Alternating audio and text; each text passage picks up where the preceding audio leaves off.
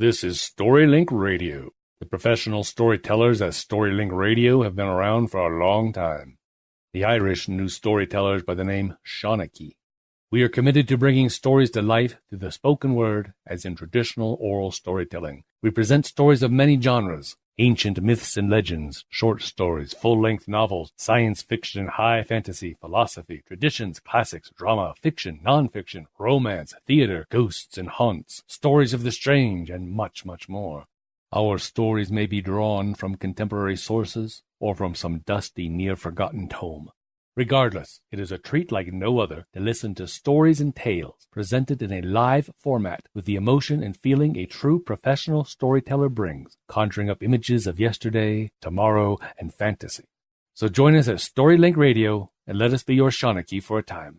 Our stories are presented before a live audience, then recorded for the StoryLink Radio podcast for your on-demand listening pleasure. Please visit StoryLinkRadio.com for show notes, to find out how to join our live audience, and for lots of free stuff, including free audiobooks and much more. Visit www.storylinkradio.com.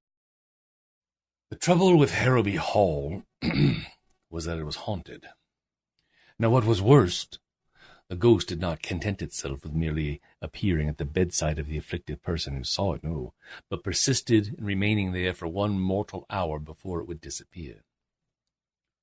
It never appeared except on Christmas Eve, and then as the clock was striking 12, in which respect alone was it lacking in that originality which in these days is a sine qua non of success in spectral life.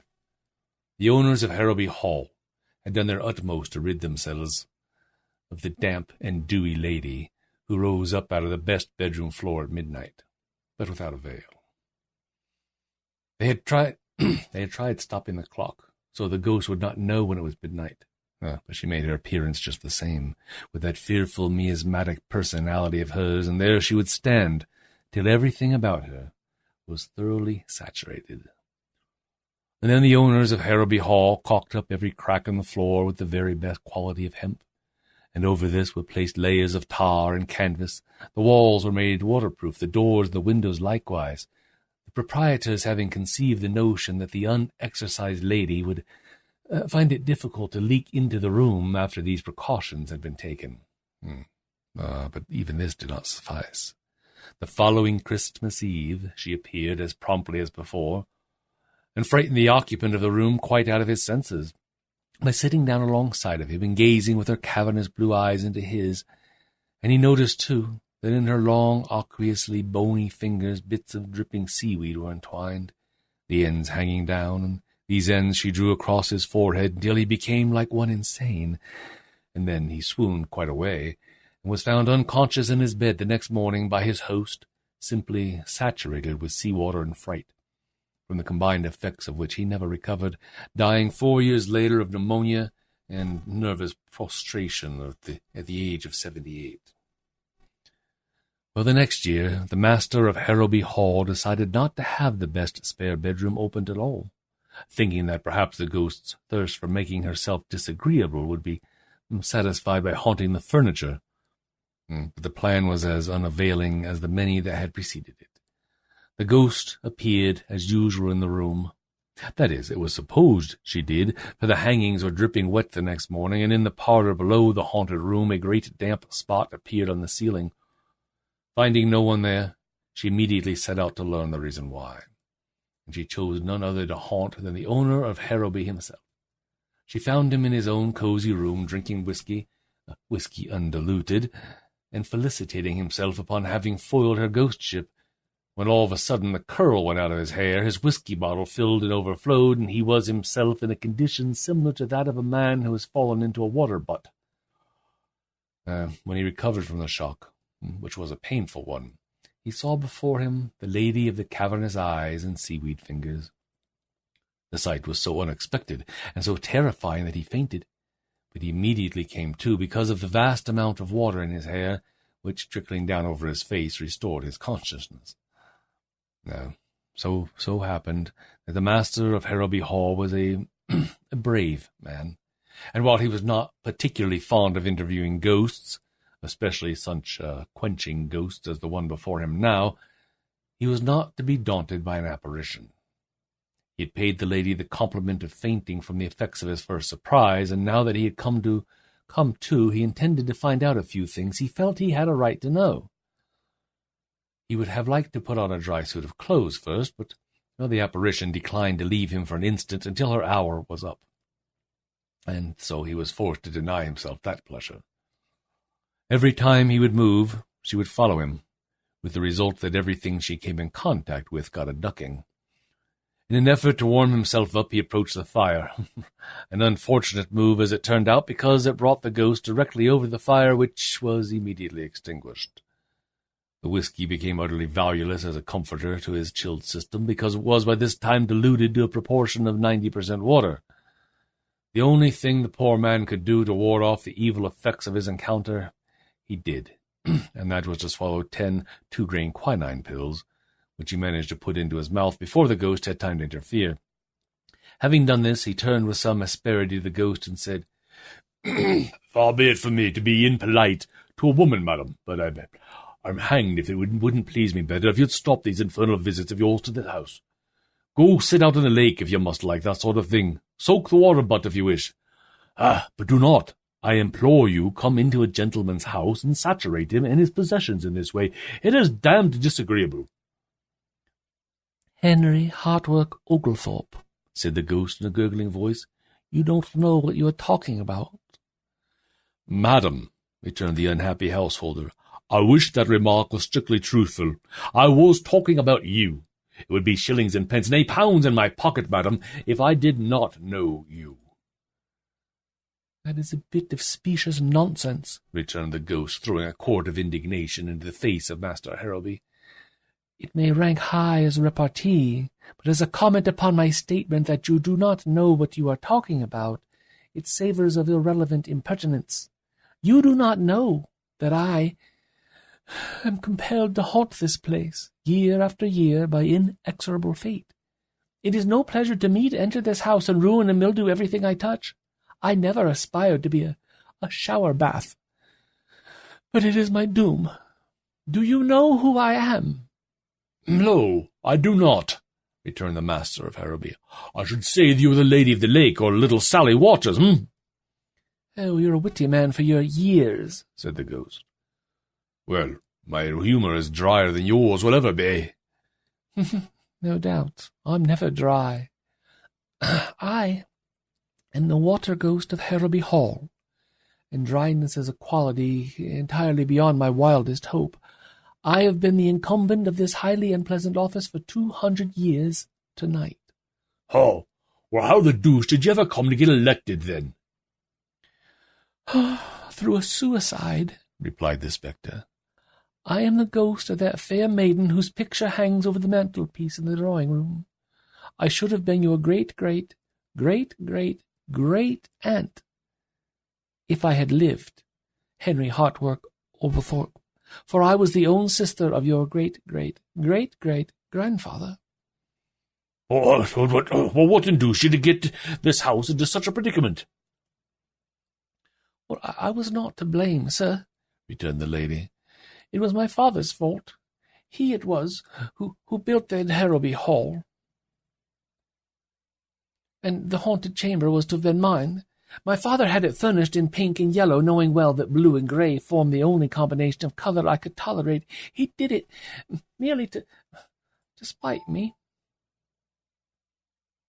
And with what I deem a proper spirit, I declined to live in the room, and whereupon my father said I could live there or on the lawn, he didn't care which. And so that night I ran from the house and I jumped over the cliff into the sea." "Oh, well, that was quite rash, wasn't it?" said the master of Harrowby. "Yes, so I've heard," returned the ghost. "If I had known what the consequences were to be, I should not have jumped. But I really never realized what I was doing until after I was drowned. I had been drowned a week when a sea-nymph came to me and informed me that I was to be one of her followers forever afterwards, adding that it should be my doom to haunt Harrowby Hall for 1 hour every Christmas Eve throughout the rest of eternity. I was to haunt that room on such Christmas Eves as I found it inhabited, and if it should turn out to not be inhabited, I was, and am, to spend the allotted hour with the head of the house." "Well, bah, I'll sell the place." "That you cannot do, For it is also required of me that I shall appear as the deeds are to be delivered to any purchaser, and divulge to him the awful secret of the house, of me. Well, do you mean to tell me that on every Christmas Eve that I don't happen to have somebody in the guest chamber, you're going to haunt me wherever I may be, ruining my whiskey, taking all the curl out of my hair, extinguishing my fire, and soaking me through to the skin? You have stated the case, Oglethorpe. And what is more, it doesn't make the slightest difference where you are. If I find that room empty, wherever you may be, I shall douse you with my spectral presence. And here the clock struck 1, and immediately the apparition faded away. It was perhaps more of a trickle than a fade, but as a disappearance it was complete. "Bah, by St. George and his dragon!" ejaculated the master of Harrowby, wringing his hands. "It is guineas to hot cross buns that next Christmas there's an occupant of the spare room where I spend the night in a bathtub." But the master of Harrowby would have lost his wager had there been anyone there to take him up. For when Christmas Eve came again, well, he was in his grave, never having recovered from the cold contracted that awful night. Harrowby Hall was closed, and the heir to the estate was in London, where to him and his chambers came the same experience that his father had gone through, saving only that, being younger and stronger, that he survived the shock. Everything in his rooms was ruined. His clocks were rusted in the works. A fine collection of watercolour drawings was entirely obliterated by the onslaught of the water ghost. And what was more, the apartments below his were drenched with water, soaking through the floors, a damage for which he was compelled to pay, and which resulted in his being requested by his landlady to vacate the premises immediately. Now, the story of the visitation afflicted upon his family had gone abroad, and no one could be got to invite him out to any function save afternoon teas and receptions. Fathers of daughters declined to permit him to remain in their houses later than 8 o'clock at night, not knowing but that some emergency might arise in the supernatural world which would require the unexpected appearance of the water ghost, and this on nights other than Christmas Eve, and before the mystic hour, than when weary churchyards, ignoring the rules which are supposed to govern polite society, begin to yawn. Nor would the maids themselves have aught to do with him, fearing the destruction by the sudden incursion of aqueous femininity of the costumes which they held most dear. "Welcome, Bridget. I didn't see you come in."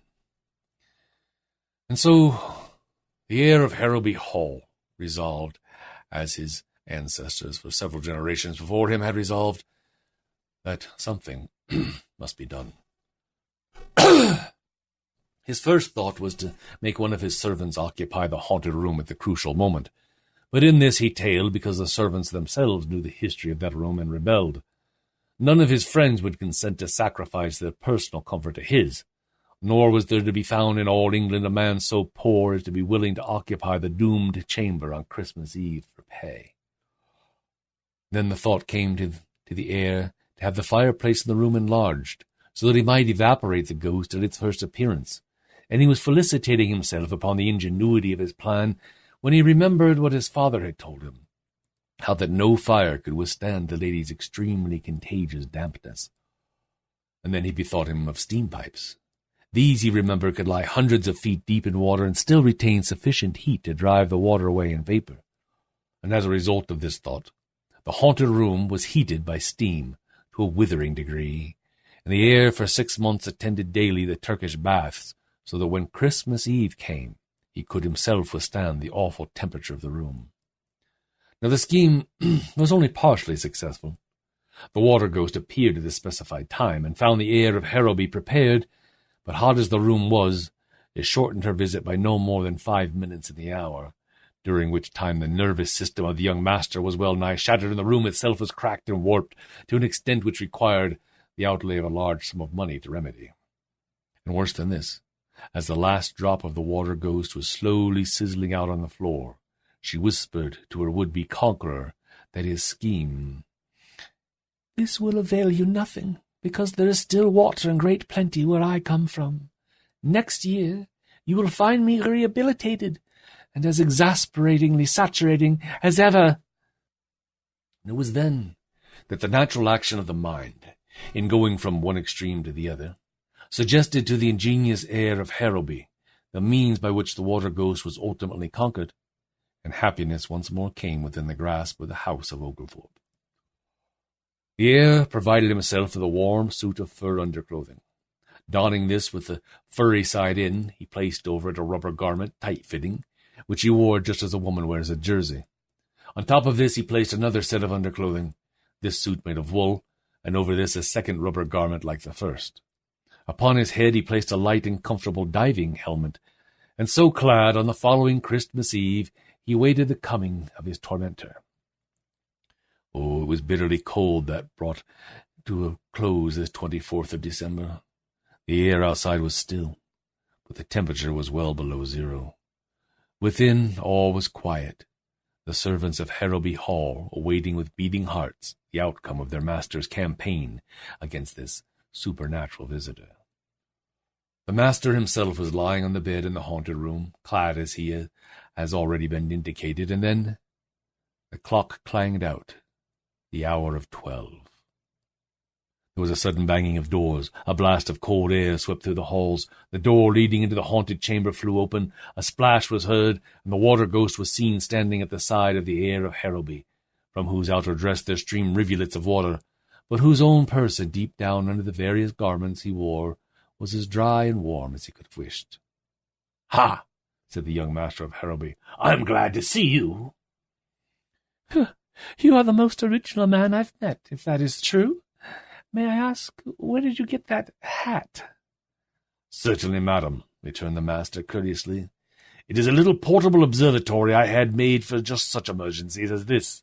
But tell me, is it true that you are doomed to follow me about for one mortal hour, to stand where I stand, to sit where I sit?" "Yes, that is my delectable fate." "We'll go out on the lake, then," said the master, starting up. "Oh, you can't get rid of me that way.